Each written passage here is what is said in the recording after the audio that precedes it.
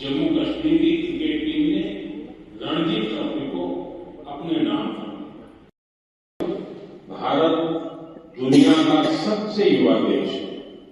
देश के युवा की ताकत जब राष्ट्र निर्माण में जुड़ती है, उचित गतिविधियों से जोड़ रहा है। हाल ही में माय भारत बजट क्वेस्ट का आयोजन किया। इसका मकसद था देश कोविड के कारण एक लंबे समय तक अनेक समस्याओं से प्रगति की राह पर आगे बढ़ी, लेकिन दुनिया के अलग अलग क्षेत्रों में लगातार एक माह से भीषण युद्ध चल रहा है। हमारे लाखों परिवारों के सगे संबंधी इन देशों में रहते हैं।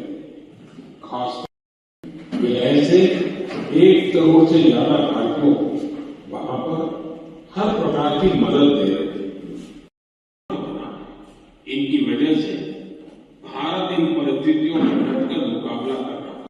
माध्यम से सभी देशवासियों से फिर यह आग्रह करूंगा कि हमें एकजुट होकर इस विषय पर भी राजनीति कर रहे हैं, उन्हें राजनीति नहीं करनी चाहिए। यह देश के ऐसे में जो लोग अफवाह कर रहे हैं, वे देश का बहुत बड़ा नुकसान करते हैं। को दर्ज करने से पहले उसकी पुष्टि भी की जाए। मुझे इस बात की खुशी है। उदाहरण के तौर पर अरुणाचल प्रदेश के नामसाई के 4 नंदी सिंह पांडुलिपि है। यह हमारी महान सिख परंपरा और पंजाबी भाषा से प्रतियोगिता के लिए चुना। मुझे इनमें से कुछ निबंध पढ़ने का अवसर मिला।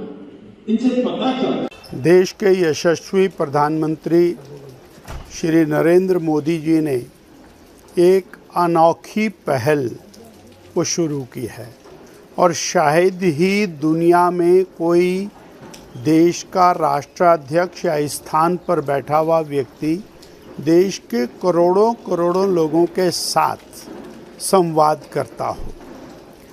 हमने देखा है कि देश के विभिन्न हिस्सों में होने वाले अलग अलग प्रकार के जो प्रयोग हैं, अनूठे प्रयोग हैं, उनको माननीय प्रधानमंत्री जी के माध्यम से देशवासियों में साझा करना ये बहुत बड़ी बात है। उदाहरण के लिए आज विद्युत की जो समस्या है उसके समाधान के लिए रूफटॉप पैनल्स माननीय प्रधानमंत्री जी ने उनको जहां शुरू किया वहीं कहां पर उसकी कामयाबी मिल रही है और किस प्रकार से एग्रीकल्चर सेक्टर में, हाउस होल्ड सेक्टर में और रोजगार के सेक्टर में उसका उपयोग हो रहा है, ये बहुत बड़ी बात है। आने वाले दिनों में गर्मियों में वाटर कंजर्वेशन को लेकर के पूरे देश में कहां प्रयोग होते हैं और उनका किस प्रकार से लाभ होता है, ये हमने बहुत सारे एपिसोड्स के माध्यम से देखा। और आज भी कैसे वाटर कंजर्वेशन के माध्यम से हम आगे बढ़ सकते हैं, अपने जीवन को कामयाब कर सकते हैं,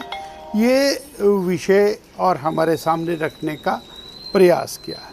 अंतर्राष्ट्रीय स्तर के ऊपर जो युद्ध हो रहे हैं और कोविड के बाद ऐसा लगता था कि शायद दुनिया को ये समझ आ जाएगा कि हम जीवन में शांति से कैसे जिएं, परंतु माननीय मोदी जी ने आज फिर दोबारा पूरे भारत का ध्यान आकर्षित किया कि जो इस समय मिडल ईस्ट के अंदर खाड़ी के देशों में युद्ध हो रहे हैं वो पूरी दुनिया को और विशेष तौर पर भारत को प्रभावित करने वाले हैं।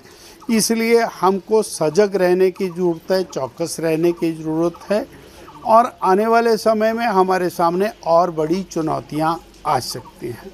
इस प्रकार अलग अलग विषयों को लेकर के मोदी जी का ये प्रयोग और लगातार कामयाब होता हुआ दिखाई देता है और समाज को इससे प्रेरणा मिलती है।